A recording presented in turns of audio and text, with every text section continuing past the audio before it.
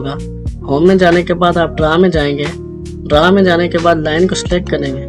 Line को select करने के बाद डेस्कटॉप पे आप देख सकते हैं specific first point.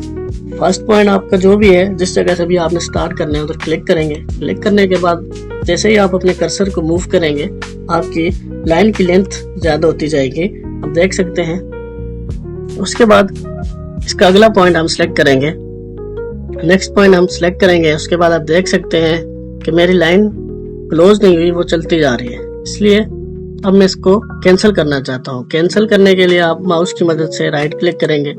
Right click करने के बाद आपके पास 3-4 ऑप्शन शो होंगे। इस ऑप्शन में से आप कैंसिल पे क्लिक करेंगे। जैसे ही कैंसिल पे क्लिक करेंगे आपकी कमांड कैंसिल हो जाएगी। इसके बाद लाइन कमांड के लिए शॉर्टकट की एल एंटर भी आप इस्तेमाल कर सकते हैं।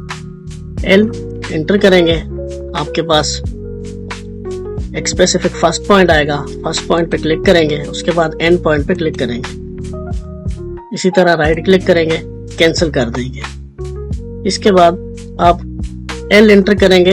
एंटर की जगह आप स्पेस को भी इस्तेमाल कर सकते हैं। मैं एल स्पेस करूंगा, मेरी लाइन सेलेक्ट हो जाएगी। इसी तरह मैं फर्स्ट पॉइंट दूंगा, इसका एंड पॉइंट दूंगा। इस बार मैं इसको राइट क्लिक नहीं करूंगा, स्केप की बटन से खत्म कर दूंगा। आप स्केप करके लाइन कमांड को खत्म कर सकते हैं। अभी मैंने इस लाइन को मूव करना है। मूव करने के लिए मैं लाइन के ऊपर सिलेक्ट करूंगा। सिलेक्ट करने के बाद आप देख सकते हैं हमारे पास 3 वर्टेक्स होंगे।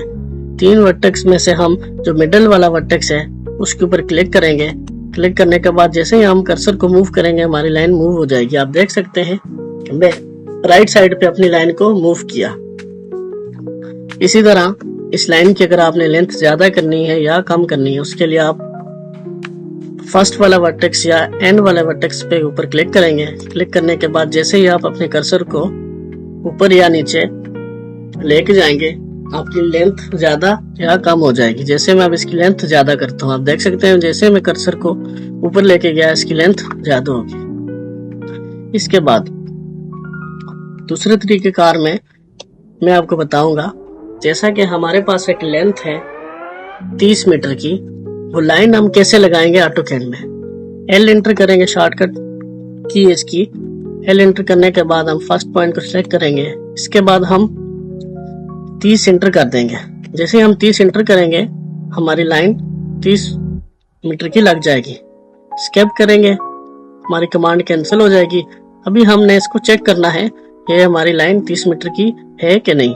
उसके लिए हम ऊपर वाले मेन्यू में राइट साइड पे यूटिलिटी में आप देख सकते हैं मेजर का ऑप्शन है। मेजर पे क्लिक करेंगे। जैसे ही मेजर पे क्लिक करेंगे उसके बाद हम अपनी लाइन के पास अपने कर्सर लेके आएंगे, हमारे 30 मीटर डायमेंशन शो हो जाएगी। आप देख सकते हैं हमारी लाइन की डायमेंशन 30 मीटर शो हो रही है।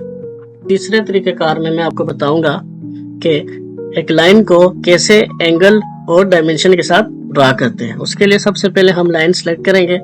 लाइन सेलेक्ट करने के बाद हम अपना पहला पॉइंट जो फर्स्ट स्पेसिफिक पॉइंट है उसको सिलेक्ट करेंगे। सिलेक्ट करने के बाद जैसे हम कर्सर रिमूव करेंगे हमारे पास लाइन की लेंथ आ रही है। अभी हमने इसकी लेंथ 50 मीटर रखनी है। उसके लिए हम टैब बटन का यूज करेंगे। कीबोर्ड पे लेफ्ट साइड पे आप देख सकते हैं टैब बार के ऊपर एक टैब का बटन होगा। जैसे ही टैब के ऊपर क्लिक करेंगे, टैब बार को 50 करूंगा। इसके बाद फिर हमें टैब बार को क्लिक करना होगा। टैब बार करने के बाद अभी इसका एंगल देना होगा। मेरा एंगल है वो 45। अभी हम इसमें 45 एंगल करके इसको एंटर कर देंगे। जैसे ही एंटर करेंगे हमारी लाइन एक 45 एंगल पे ड्रा हो जाएगी। हम स्केप कर देंगे। इसी तरह हम इसमें एल एंटर करके एक बेस लाइन लगाएंगे। बेस लाइन लगाने के बाद अभी हमने इसका एंगल चेक करना है। एंगल चेक करने के लिए आप यूटिलिटी में जाके मेजर में जाके इसके एंगल चेक कर सकते हैं। चौथे तरीकेकार में मैं आपको बताऊंगा कि हम अपनी लाइन को स्ट्रेट कैसे लगाएंगे। आप देख सकते हैं ये सब लाइनें सीधी नहीं है। अगर हमने इस लाइनों को सीधा लगाना है उसके लिए हम एल एंटर करेंगे। लाइन कमांड लगाने के बाद हम फर्स्ट पॉइंट देंगे। आप देख सकते हैं कि मेरी लाइन सीधी नहीं है, ना ही हॉरिजॉन्टल ना ही वर्टिकल में सीधी नहीं आ रही। उसके लिए हम ऑर्थोमेटिक मोड को ऑन करेंगे। F8 की मदद से आप इसको ऑन या ऑफ कर सकते हैं। या नीचे वाले मेन्यू में आप देख सकते हैं इसका एक सिंबल बना हुआ है, इसके ऊपर राइट क्लिक करेंगे तो आपका ऑर्थोपेडिक मून ऑन हो जाएगा। जैसे ही ऑन होगा आपकी लाइन स्ट्रेट हो जाएगी। अब मैं इसकी बेस लाइन लगाता हूँ। बेस लाइन लगाने के बाद अब मैं 50 मीटर में ऊपर की तरफ एक स्ट्रेट लाइन और 65 एंगल पे लगाता हूँ। उसके लिए मैं टैब बार को यूज करूंगा। 50 लेंथ लिखूंगा इसकी, सबसे पहले लेंथ लिखूंगा, उसके बाद टैब को दोबारा एंटर करूंगा। जैसे मैं टैब के ऊपर क्लिक करूंगा ये इसका एंगल मांगेगा। एंगल में इसमें 65 ऐड कर दूंगा। जैसे मैं एंटर करूंगा ये ऑटोमेटिक इसके ऊपर ये लग जाएगी। अभी मैं इसको चेक करता हूँ। चेक करने के लिए यूटिलिटी में मेजर पे जाना होगा। मेजर में जाने के बाद जैसे ही हम अपने कर्सर को अपने लाइन के पास लेके आएंगे, आप देख सकते हैं 65 का एंगल और 50 की लेंथ लाइन की शो हो रही है। इसके बाद पांचवें तरीकेकार में मैं आपको बताऊंगा कि कैसे हम अपनी लाइन को दोबारा आपस में जोड़ सकते हैं बगैर सेलेक्ट किए हुए।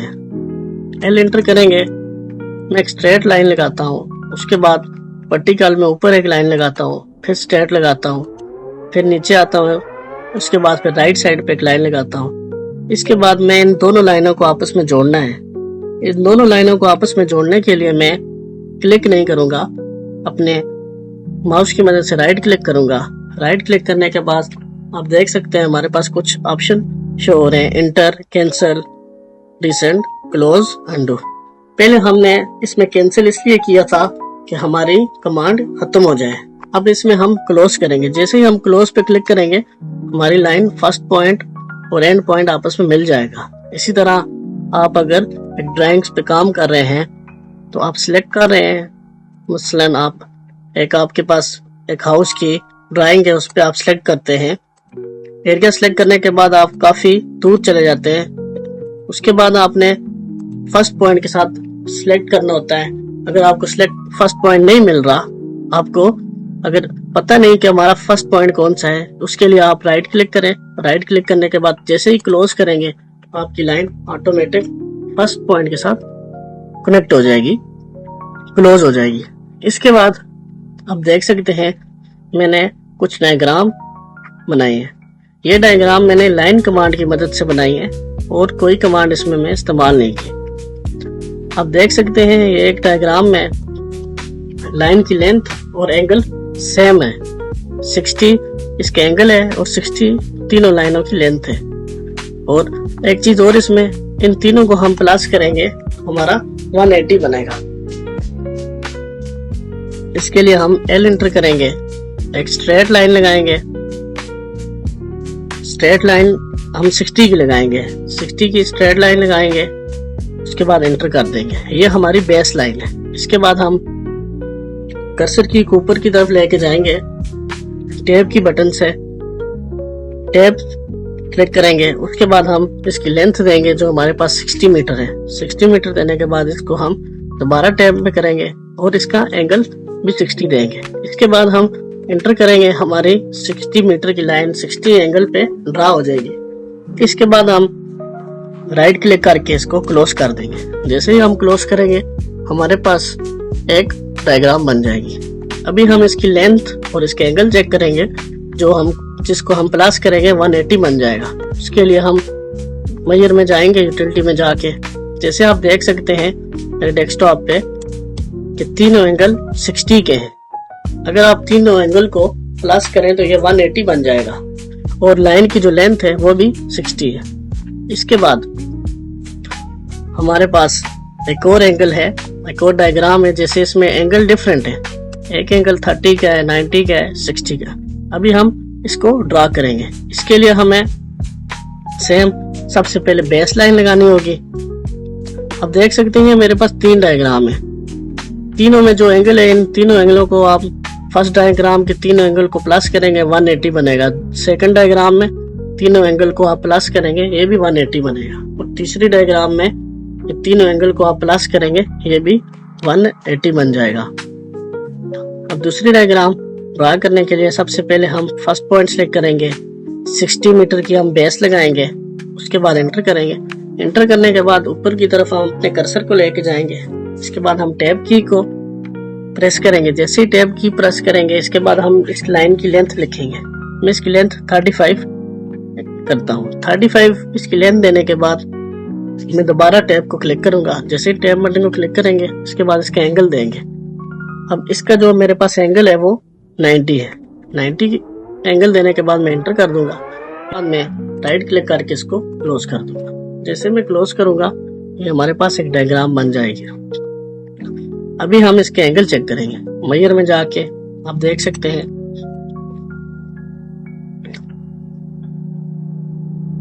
अभी मैं इसके एंगल चेक करूंगा। एंगल चेक करने के लिए मैं मेजर में जाके राइट क्लिक करूंगा। क्लिक करने के बाद जैसे मैं कर्सर को अपनी डायग्राम के ऊपर लेके आऊंगा आप देख सकते हैं 30 मीटर 60 और ये 90 एंगल है। ये 3 एंगल शो हो रहे हैं। तीनों को आप प्लस करेंगे तो आपका 180 बन जाएगा। देख सकते हैं ये लाइन कमांड की मदद से मैंने ये डायग्राम बनाई है। आज की वीडियो में हमने देखा कि लाइन कमांड को इस्तेमाल करना कितना आसान है। मेरी वीडियो आपको पसंद आई हो लाइक करें, कमेंट करें, सब्सक्राइब करना ना भूलें। अल्लाह हाफिज़।